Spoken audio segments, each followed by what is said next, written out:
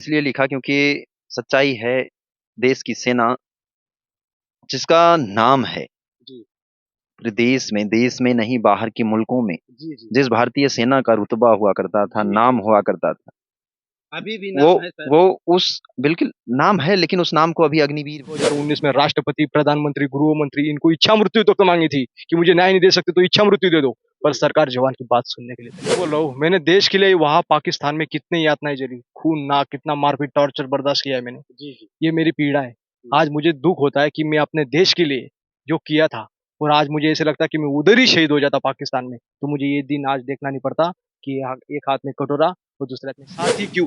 मैं एक सिपाही था इसलिए। इसी जगह में अफसर रहता तो यहाँ पे मेडलों की लाइन लग जाती। जैसे विंग कमांडर 2 दिन में अफसर बन के वहां से आया, चाय पी के उसको मेडल दिया, और वही सैनिक जो यातनाएं सहते हुए आया, उसकी नानी गुजर गई उस समय में, और बिना माँ बाप का था, इसीलिए उसके साथ ये चीज हुआ। नमस्कार मित्रों, आप देख रहे हैं इंडिया न्यूज। इंडिया न्यूज में आपका बहुत बहुत स्वागत है। मित्रों, मैं जौनपुर में हूं और हम लोग इधर से ही निकल रहे थे।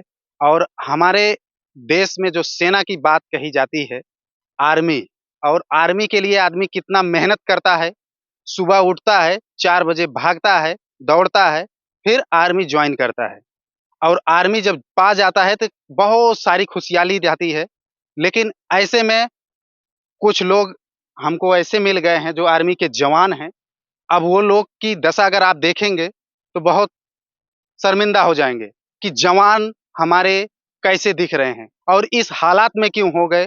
क्या कारण है, क्या वजह है कि इनके हाथ में तिरंगा है और बात करें कटोरा भी है।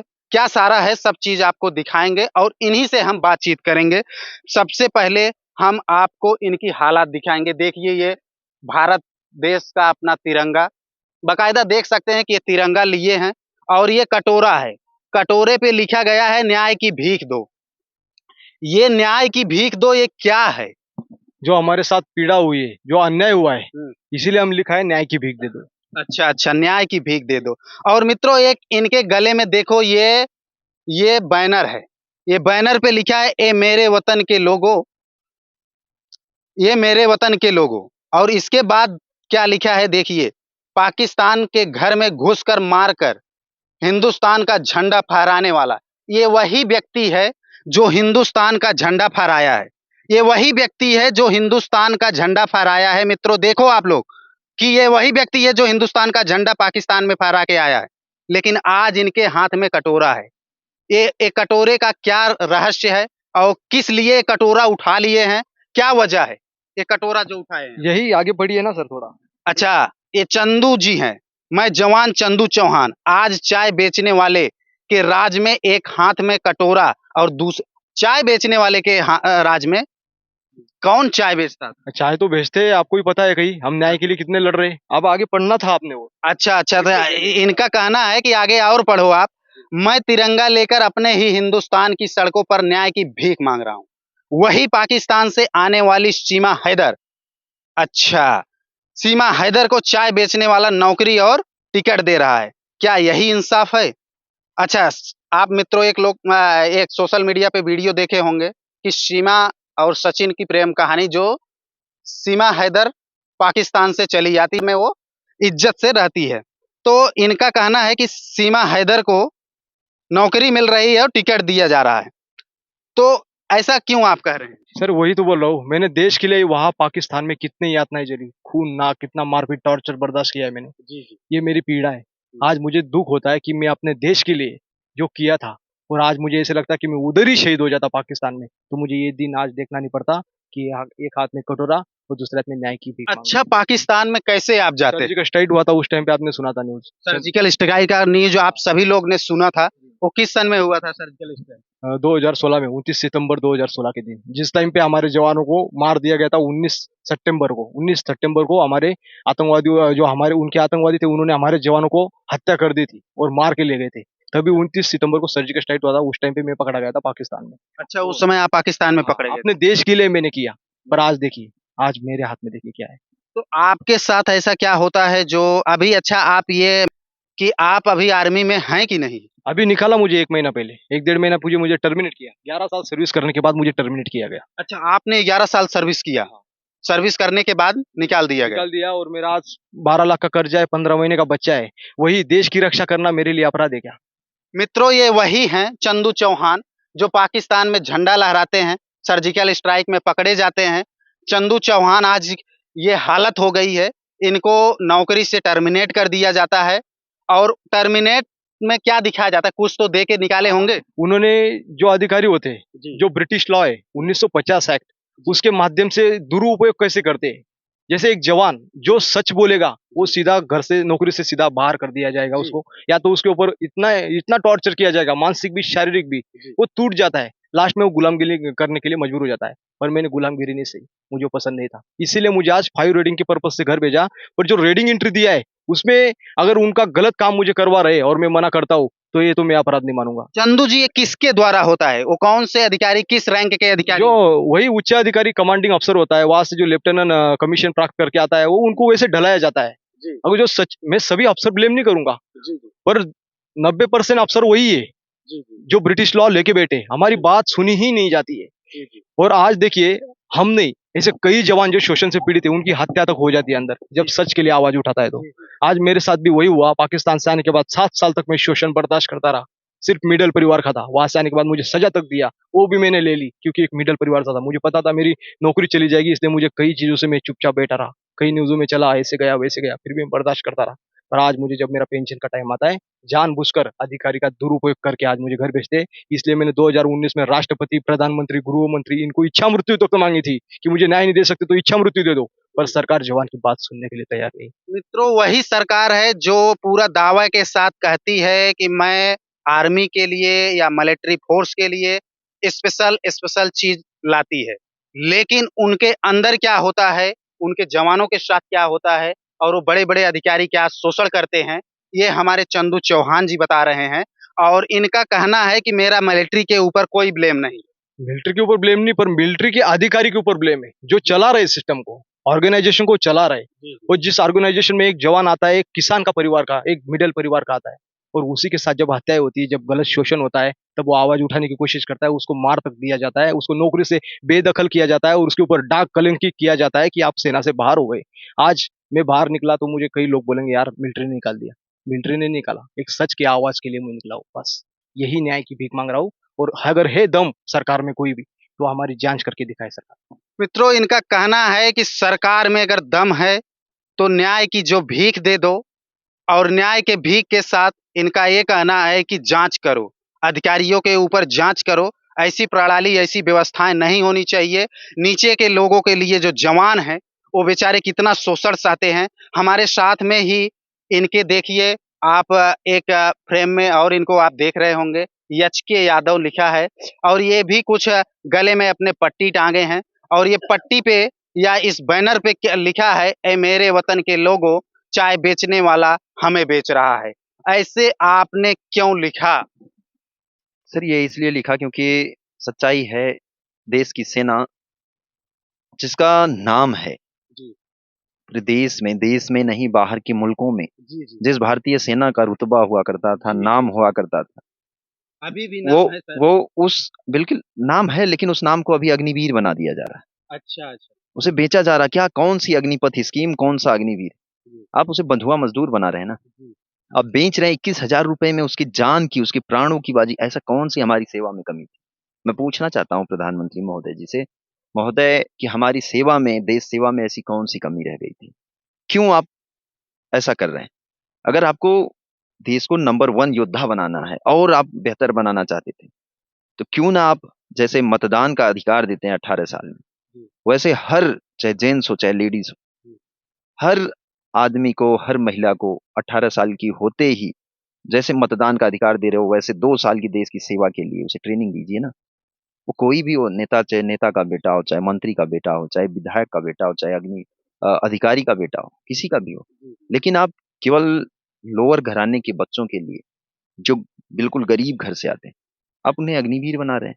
मात्र 21,000 में बेच रहे हैं, देश की सिक्योरिटी को बेच रहे हैं आप। बोला हम 21,000 रुपए उन्हें देंगे, चलो कोई बात नहीं, पैसे की बात खत्म करते हैं। आप 4 साल के बाद उसमें से 75% आप बाहर निकाल दोगे। यानी देश की सुरक्षा के अंदर जिन्हें लेके जा रहे हैं आप, देश की जो, वर्ल्ड की जो सबसे मानी जाने वाली एक संस्था, एक भारतीय सेना का जो नाम है, आप उसमें तमाम लोगों को ऐसे भर्ती करा के, ठीक है आप भर्ती कराओ कोई बात नहीं, लेकिन आप उसमें से निकाल दोगे जब, अगर आप उसे यूज एंड थ्रू कर रहे हैं, तो क्या क्या गारंटी आप ले रहे हैं कि वो आदमी उसके साथ ऐसा नहीं करेगा? आपका कहने का मतलब जो अग्निवीर आई है व्यवस्था वो गड़बड़ है। बिल्कुल, मैं बात करने के लिए तैयार हूँ, लाइव डिबेट करने के लिए तैयार हूँ, मुझे समझा दिया जाए, वो कोई किस बात कर ले कि नहीं किस तरीके से बेहतर है, किस तरीके से देश की सुरक्षा को ये मजबूत कर रहा है। वो मतलब किस बेस पे वो गड़बड़ है, कुछ थोड़ा सा आप बताएंगे? तो बताया तो आपको पहले ही कि देश की सुरक्षा के साथ ही खिलवाड़ किया जा रहा है ना। अगर आप 75% लोगों को, सबको पहले उसमें आप डाल रहे हैं, फिर उसके बाद वहां से आप 75% को निकाल रहे हैं, वो जो 25% जो आपने लेने की बात कही है, वो कौन से लोगों को सेलेक्ट किया जाएगा? वही जो अधिकारियों के बड़ी ड्यूटी करेंगे, जो उनकी सहायता करेंगे, जो उनके घरों में जाके नौकरी करेंगे, झाड़ू पोछा करेंगे, वही परमानेंट होंगे। इससे देश की सुरक्षा का क्या हाल होगा? जो ट्रेनिंग नहीं किया होगा वही परमानेंट होगा, और जो ट्रेनिंग किया होगा वो बाहर होगा।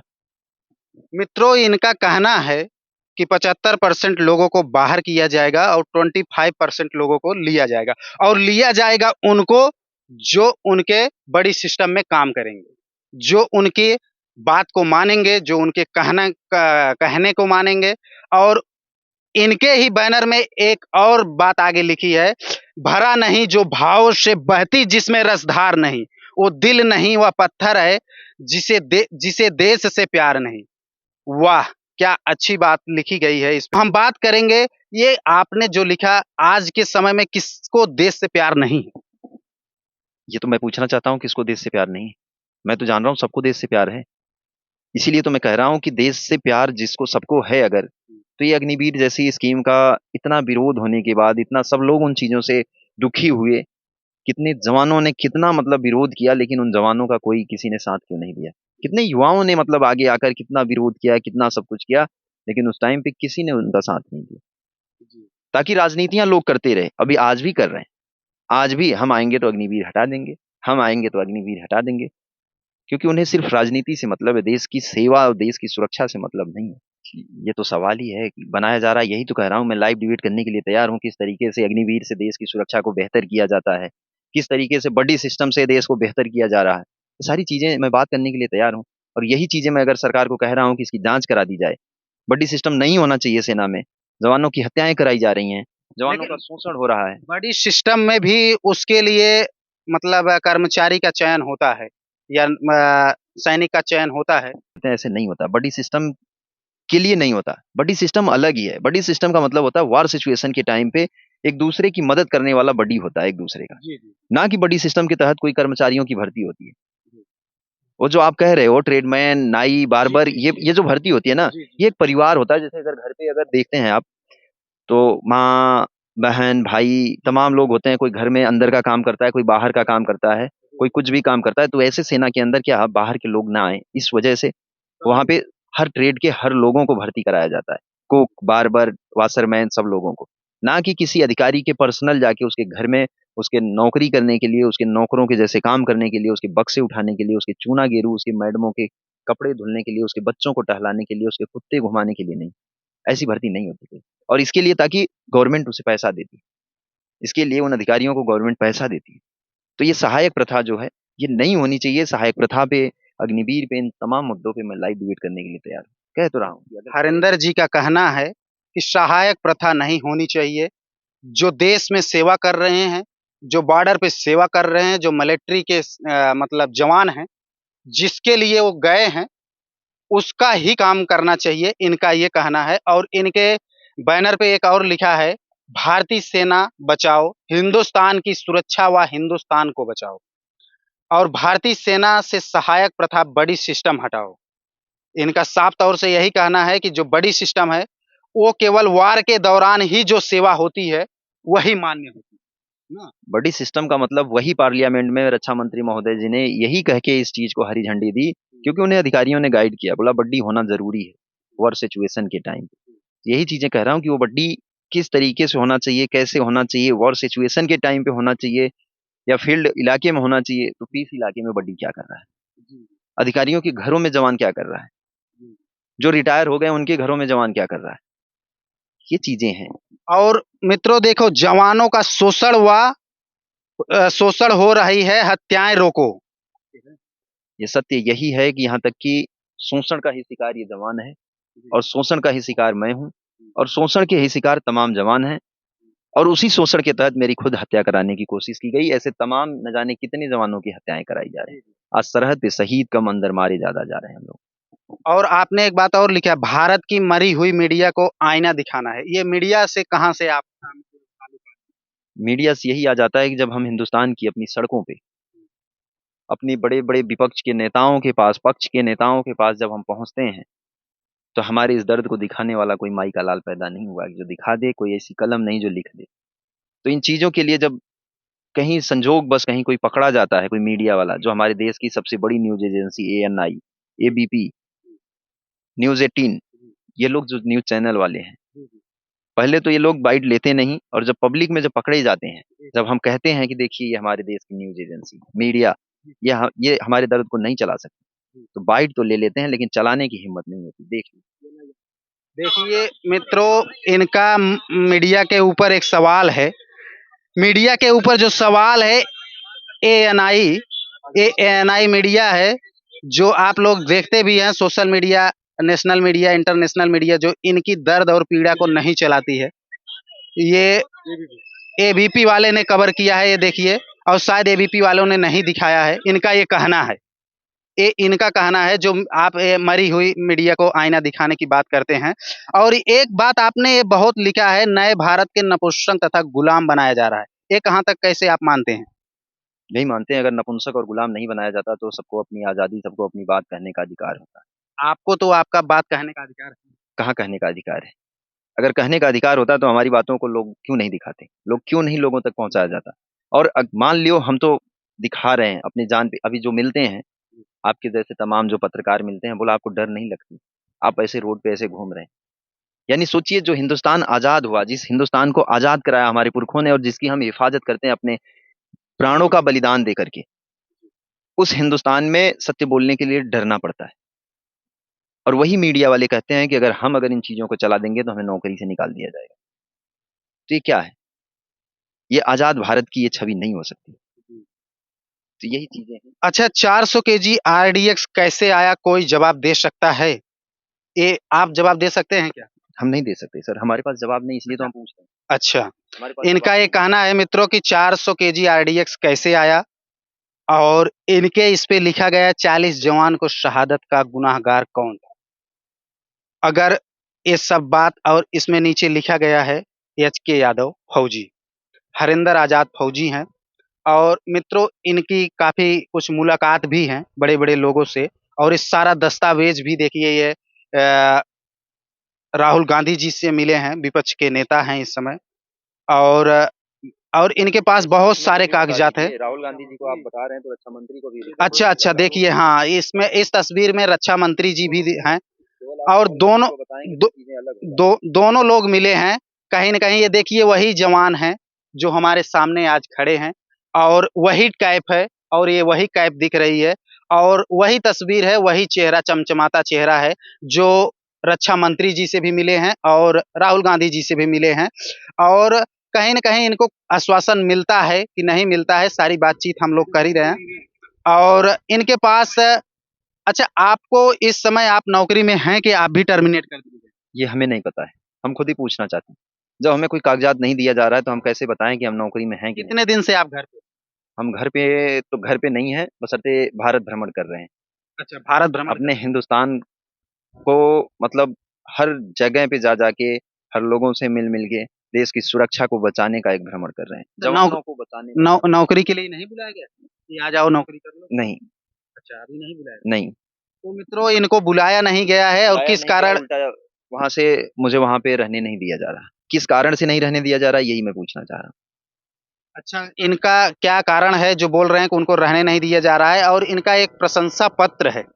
अगर इनका कहना है कि प्रशंसा पत्र अगर हमारे पास है, तो हमको क्यों निकाला गया, हमको लिया नहीं गया? प्रशंसा पत्र की ही बात नहीं है, बात ये भी है कि अभी जैसे मैं आपको पहले शायद नहीं बताया था, ADGPI करके एक इंडियन आर्मी का एक ट्विटर हैंडल है। जी, उसमें अभी ये तमाम वीडियो जो डिजिटल और सोशल मीडिया की मदद से जो चीजें चल रही हैं, हमारी पीड़ाओं को जो चलाया जा रहा है, तो वहां से कहा जा रहा है कि ये वीडियो फेक है। और इन लोगों को पुअर डिसिप्लिन के तहत निकाल दिया गया है। तो मैं वही पूछना चाह रहा हूँ कि अगर हमें पुअर डिसिप्लिन के तहत अगर निकाल दिया गया तो किस बेस पे ये प्रशंसा पत्र मुझे दिया गया, और कितनी मेरी रेड एंट्री कितनी मेरी ब्लैक एंट्री है, कोई बता सकता है? कोई इंडियन आर्मी का वो आला अफसर जो ये आरोप लगा रहा है, मैं भारतीय सेना के ऊपर नहीं टीका टिप्पणी करना चाहता, लेकिन उस गद्दार व्यक्ति को मैं जरूर कहना चाहता हूँ, जो अगर ऐसा मेरे ऊपर आरोप लगा रहा है वो एक प्रूफ दिखा दे। ऐसे खाली वीडियो फेक है, ये चीजें फेक है, ऐसे कहने से नहीं होगा कि एच के यादव और चंदू या चौहान ये फेक है। अगर उस गद्दार के अंदर दम है, अगर वो सच्चाई अगर दिखाना चाहता है तो दिखा दे कि नहीं, किस तरीके से वीडियो फेक है, किस तरीके से हमारी पीड़ाएं फेक हैं, किस तरीके से जो हम बातें कह रहे हैं वो फेक है। और ये सीधा ये कह रहा है कि इनकी पुअर डिसिप्लिन, जब मेरे पुअर डिसिप्लिन थे तो वो दिखा दे मुझे कि मेरे कितने रेड एंट्री कितने ब्लैक एंट्री थे। मैं कह रहा हूँ मेरी एक भी एक ADGPI का एक इंडियन आर्मी का सोशल एप्स है जो ट्विटर के मतलब इस पे एक्स का ये है, और इस पे लिखा गया है कि इनके जब पूरा डिसिप्लिन की वजह से इनको निकाला गया है। अगर इनका कहना है पूरा डिसिप्लिन मेरा गड़बड़ है तो हमको प्रशंसा पत्र क्यों मिला, एक चीज। और दूसरी चीज, अगर हम बात करें, इनके हाथों में बहुत सारे कागजात लेके ये घूम रहे हैं मित्रों। यही वही कागजात है जिसकी ये लोग न्याय की गुहार मांग रहे हैं, और न्याय की गुहार मांग रहे हैं कि अंदर क्या चल रहा है। तेजस टुडे में भी निकला है, आप लोग देख भी रहे हैं। और तमाम प्रकार के इनके पास कागज है, ये देखिए ये कागज, क्या क्या बहुत सारे कागज हैं। अगर सारा चीज मैं दिखाऊंगा तो बहुत सारा टाइम लगेगा। और मैं ये एच के यादव जी हैं, इनका यही कहना है। अच्छा, आप सरकार से क्या मांग मांग करेंगे? और भारतीय सेना के ऊपर आप बोल रहे हैं कि कोई टीका टिप्पणी नहीं, क्या उन आला अधिकारी का नाम बताना चाहते हैं आप, किसका नाम बताना? जो आला अधिकारी के द्वारा आपका शोषण हुआ है, या चंदू चौहान जी का शोषण हुआ है, उन अधिकारियों का नाम आप बता सकते हैं? नाम सब जानते हैं, नाम लिखित में दर्ज करा के दिया हुआ है, ऐसे नाम किसी का लेना ये चीजें उचित नहीं है, क्योंकि उसमें भी लगा दिया जाता है हमारे ऊपर आरोप कि आप उस अधिकारी का नाम लेकर के उसकी वो वहाँ की छवि ही नहीं, वहाँ की तमाम पता नहीं कौन कौन सी सुरक्षा लीक हो जाती है। मैंने इससे पहले कई अधिकारियों का नाम लिया था, तो मुझे यही कहा गया कि अधिकारियों का नाम लेकर के आप सुरक्षा को लीक कर रहे हैं। तो इस वजह से हम तमाम वो सारी चीजें लिखित में दे रखा हूँ, और जो हमारी यूनिट के जो हमारे इन कार्रवाई को किए हैं जो यूनिट के हैं वो सारे इसी चीज में इन्वॉल्व हैं। वो सारी चीजें लिखित में दी हुई है, ऑलरेडी लिखित में दी हुई है, आपको भी लिखित में वो चाहिए तो दे सकते हैं। तो रक्षा मंत्री जी से ही नहीं, पूरे देश के अपने सभी लोगों से हाथ जोड़ करके निवेदन करते हैं, हाथ में कटोरा लेकर के भीख मांग। जी जी, देखो मित्रों, ये वही कह रहे हैं कि हम सभी जितने देश के मतलब ये हैं नेता लोग हैं, जितने चाहे सत्ता पक्ष हो चाहे विपक्ष हो, दोनों की बात कर रहे हैं, सबसे न्याय की भीख मांग रहे हैं। क्या सिर्फ नेता लोग से नहीं सर, नेता लोग से भीख मांग मांग के मिल मिल के थक गए हैं। अपने देश हिंदुस्तान के अपने आवाम से, अपने लोगों से, उन लोगों से खास तौर से, और उच्चतम न्यायालय, हाई कोर्ट, माननीय सुप्रीम कोर्ट, इन लोगों से हाथ न्यायालय जोड़ पे के। आपका भरोसा है? बिल्कुल भरोसा है सर, भरोसा सबका है, लेकिन अब उस भरोसे पे कौन कितना उतरता है, वो कहते हैं ना, कौन कितना कामयाब उतरता है, कितने तरीके से कायम उतरता है, वो चीजें बात की हैं। कम से कम मुझे भरोसा है, और सबको भरोसा है अपने न्यायालय के ऊपर।